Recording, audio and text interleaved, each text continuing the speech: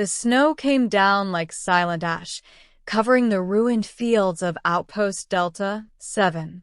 Ice-cracked roads curled between broken buildings, their metal ribs exposed, long forgotten by the core worlds. It was a place no one came willingly. Yet there she stood, the alien mother, her crimson hair tangled with frost, her arms wrapped around her frail, shivering child. Her name was Yelari, and she had walked through death itself to get here. Each step she took sent pain stabbing through her legs. The child, Ryla, no older than 4 years, had stopped crying 2 days ago. She no longer had the energy. Yelari's people, the Fenari, had once known lush forests and luminous skies. But that was before the orbital bombardments, before the quarantine zones, before they were driven off their world like diseased rats. Refugees were scattered, and those who didn't die were corralled into containment colonies, barely better than open graves. The cold was relentless. Hunger gnawed deeper than the ice. Her body, once live and strong, now trembled under the weight of starvation. And Ryla, her bright-eyed daughter, her reason for living, hadn't spoken in hours. A distant rumble echoed through the sky. Yelari lifted her gaze. A freighter, human-made, civilian, probably salvagers or rogue traders. But maybe, just maybe, she stumbled forward. On board the Kestrel, Captain Aaron Sloan checked the scanner readings with a weary sigh. He'd flown supply runs through backwater hellholes for 15 years, but Delta 7 gave him the creeps. There was something about abandoned worlds that whispered too loud. His co-pilot, Haru, pointed at the viewport. Something just moved out there. Sloan leaned forward. On the snow-covered horizon, 2 small figures approached the landing bay, one carrying the other. Through the frost, he could make out the shape of a woman, her face pale, her eyes strangely luminous. The child in her arms didn't move. Fenari, Haru muttered. Looks like another escapee. Sloan hesitated. Technically, aiding aliens without proper core authority clearance was illegal. But the law felt a lot less real than the sight of that child, limp and barely breathing. He opened the cargo door. Yelari reached the ramp just as her knees gave out. She didn't care about herself anymore. Her mind was fixed only on her daughter. She lifted her head and looked into the eyes of the human standing in the golden glow of the ship. "Please," she rasped, voice cracking. Just one bite for her. Then darkness took her, and she collapsed, cradling Ryla in her arms. They awoke in warmth. Yelari blinked, dazed, unsure if she had died. She lay on a padded cot, soft sheets wrapped around her. Ryla was beside her, a nutrient-4 in her arm. A human woman with kind eyes and a medical uniform leaned over them. "She's stable," the doctor whispered. "So are you. Just rest." But Yelari's instincts wouldn't let her. She struggled to sit up, reaching for Ryla. Captain Sloan appeared in the doorway.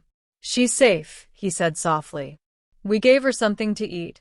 We're not here to hurt you." Yelari stared at him. "Why?" she asked. "Why help us?" He didn't answer immediately. Instead, he looked at the child. "Because no one helped my mother when she needed it." Days passed. Under the warmth of the Kestrel, Ryla began to smile again. Her skin regained color. She spoke soft words in Fenari, asking her mother why the humans were kind. Yelari didn't know how to answer. Sloan had offered them shelter only until he completed his salvage job.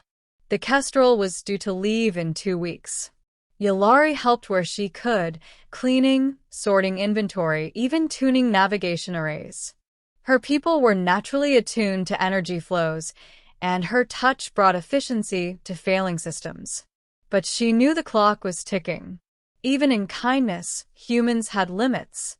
One night, as wind howled outside the metal hull, Sloan found her sitting in the engine room, staring at a fading holopic of her family from before the war. "You don't have to keep looking over your shoulder," he said. "You and the kid, you're safe here." Yelari's eyes shimmered. "Until you drop us off." Sloane hesitated. "I'm not a charity ship.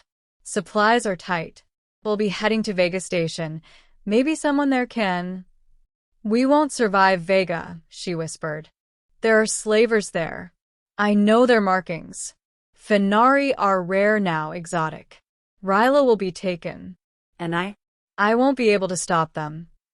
She looked at him then, fully, with fire and desperation.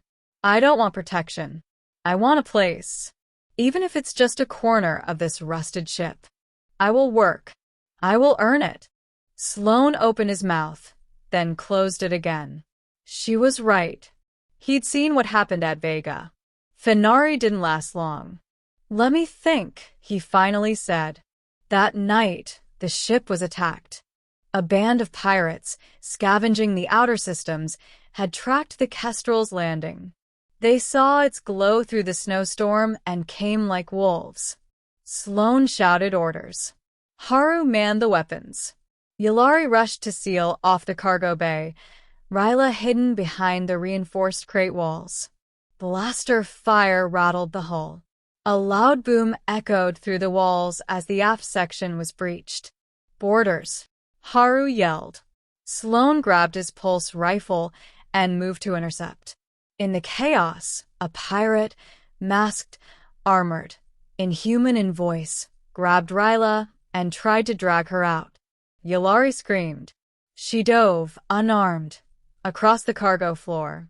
A pipe in her hand, she struck the pirate once, then again, rage and terror giving her the strength of 10. Sloane arrived a second later, gunning down the last attacker. Silence fell. The smoke cleared. And Yelari, blood on her hands, held Ryla tight again. Later, as repairs were underway, Sloane stood in the corridor, looking down at Yelari and Ryla curled in the medical bay.